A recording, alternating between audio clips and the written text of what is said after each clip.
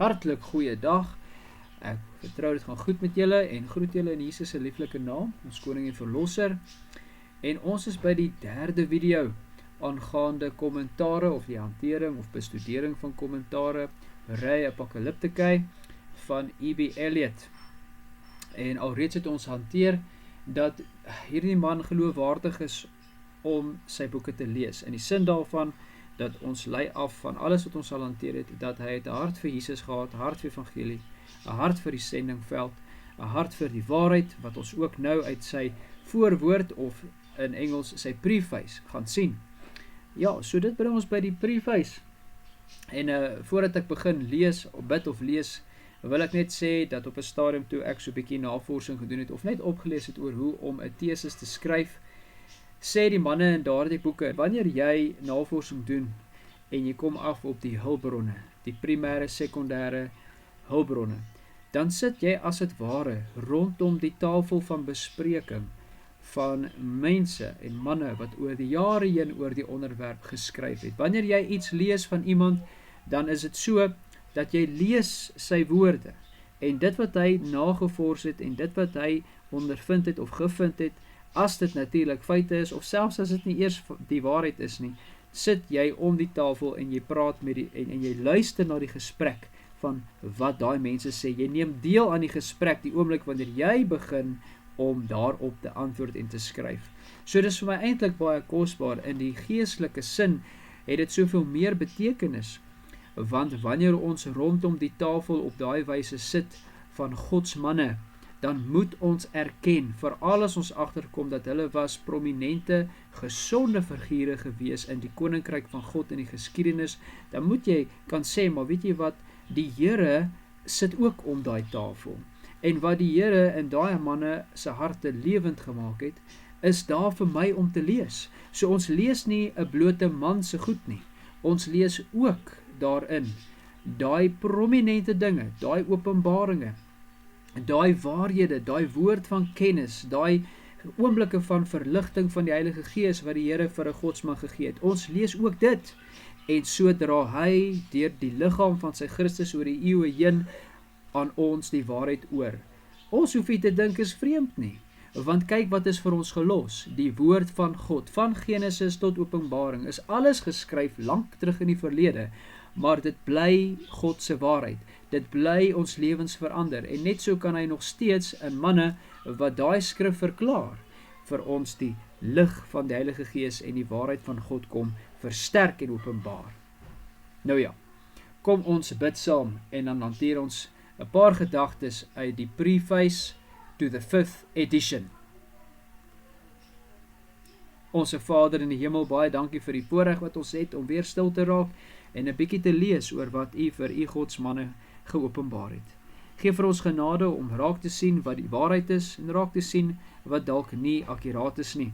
Maar ook saam met dit alles dat ons net tussendeur dit sal leer en insig kry en wysheid kry en geprikkel word om aan te hou Openbaring te bestudeer en aan te hou te ondersoek wat U woord vir ons beteken. En ons vra dit in Jesus se naam. Amen. Nou ja, liewe luisteraar en vriend, baie dankie dat jy ingeskakel het. Wat 'n voorreg is dit vir my om vandag weer hierdie kommentaar te kan hanteer nie. En soos ek gesê het, ons is besig met die preface, die voorwoord. So hier is E.B. Elliott aan die woord en hy verduidelik vir ons en hy beskryf vir ons 'n paar goedjies rondom die skryf van die boek en natuurlik die hersiening van die boek, want is die 5de weergawe, eintlik die kommentaar, nie die boek nie. Ek het tot nou toe nog nie gesê nie, maar as u dit afgelei het, is dit goed. Die kommentaar is eintlik 4 boeke, 4 volumes van 'n kommentaar op die boek Openbaring. En soos wat u in die vorige video gesien het, het Charles Spurgeon gesê, the standard work on the subject. So die standaard werk op die onderwerp. Ek dink, daar is baie min mense wat soveel moeite gedoen het en soveel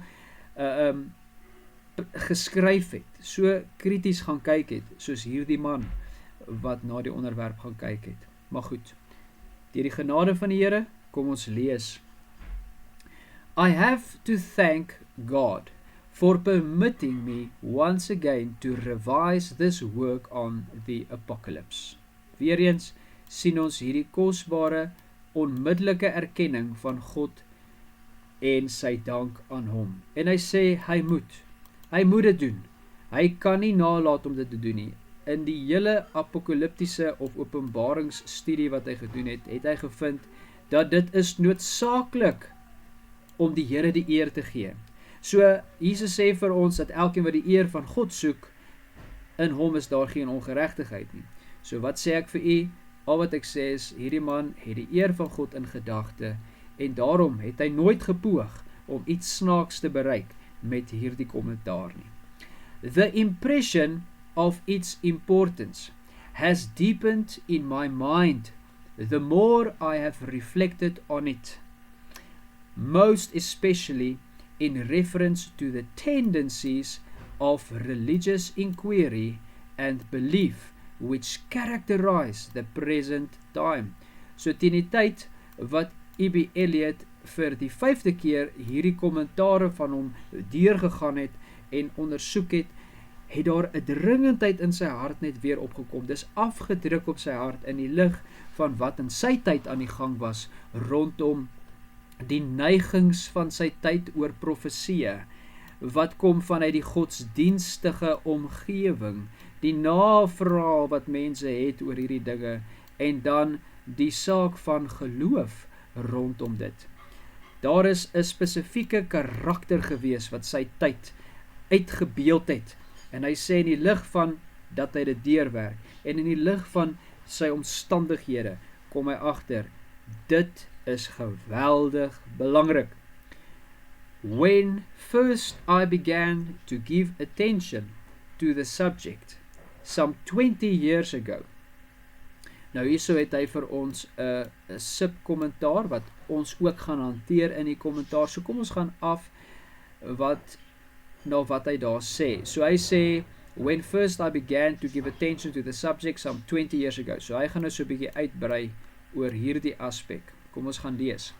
In the preface to former editions, so dis nou in die 4de weergawes en terug, a full and detailed account was given of the circumstances connected with the origin and progress of the work. So hy sê daar was, toe die werk 20 jaar terug begin het, was daar ander omstandighede gewees het, wat aanleiding gegee het tot die aanvanklike vordering en werk van kommentaar op die Openbaring.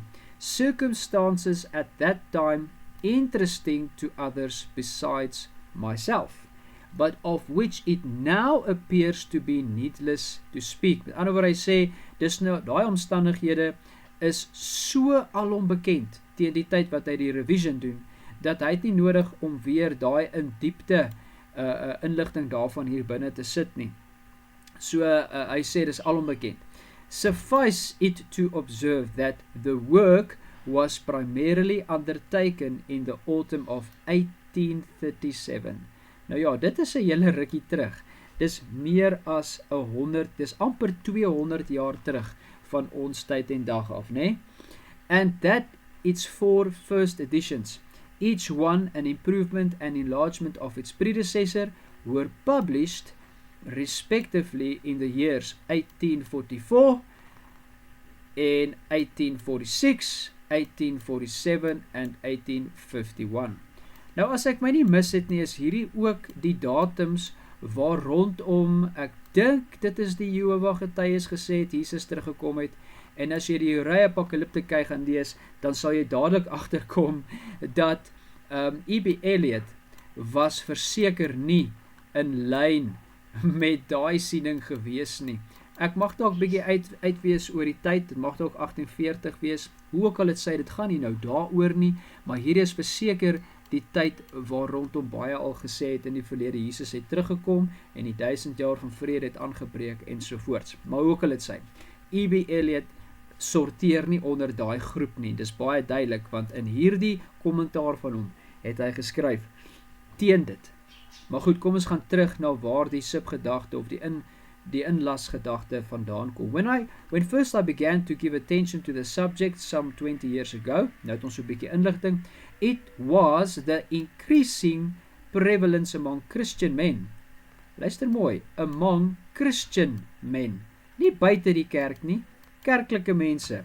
In our country, of the futurist system of apocalyptic interpretation. So hier kom ons nou weer, of hier kom hy en rig ons aandag daarop dat in sy tyd alreeds was daar 'n futuristiese interpretasie, benadering tot die boek van Openbaring, wat nie dieselfde is as sy benadering nie. Maar wat sê hy oor dit?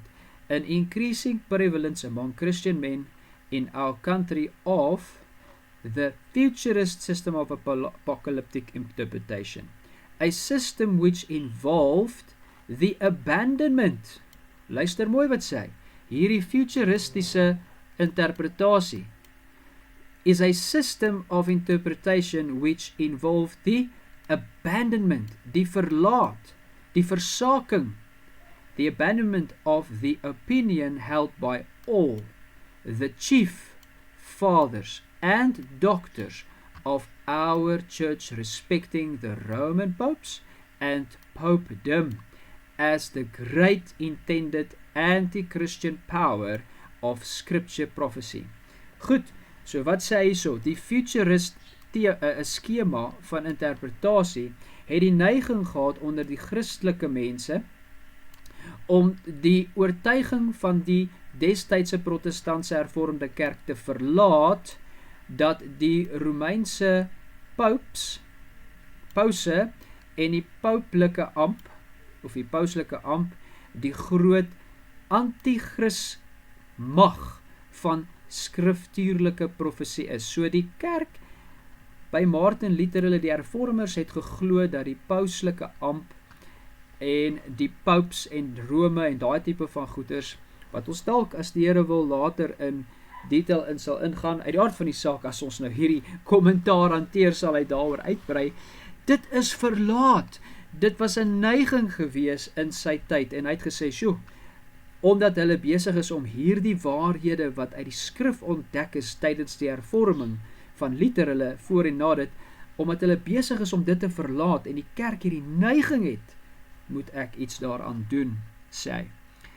That suggested to me the desirableness and indeed necessity, so hy sê, dis die begeerte van sy hart, en dis 'n noodsaaklikheid gewees, of a more thoroughly careful investigation of the whole subject that had been made previously.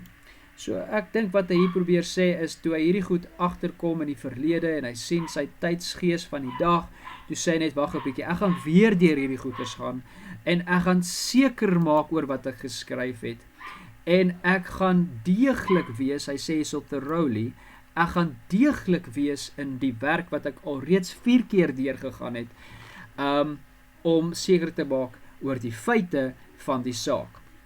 For thereby, I trusted that we might see God's mind on the subject. Hoor daar. For thereby, I trusted.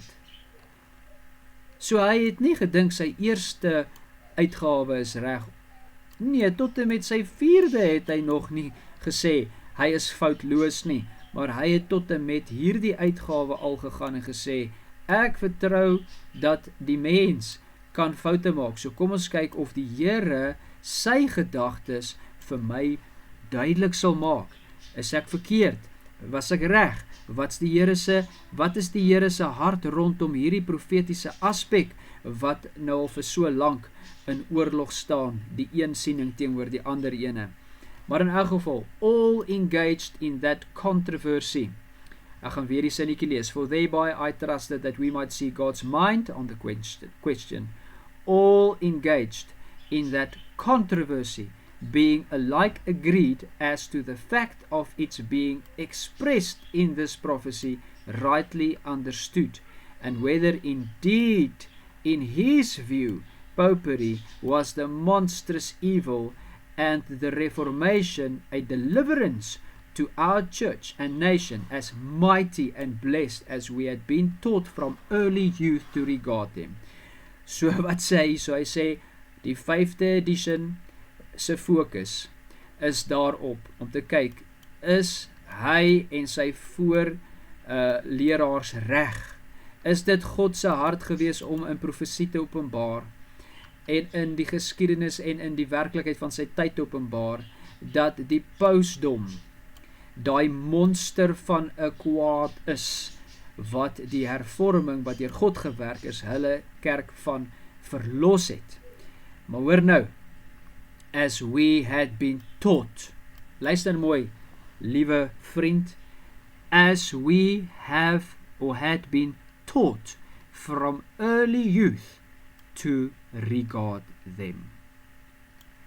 So daar was 'n poging gewees, daar was 'n sistematiese, voortdurende, hoe kan ek sê, poging gewees om die jong mense bewus te hou van die waarheid wat deur die hervorming geopenbaar is. Ek gaan vir nou daar stop. Ek sien ons is alreeds op 16 minute. Mag die Here die gedagte seën, en as hy wil, dan sal ons die volgende opname so gou as moontlik tot u hart bring. Totsiens.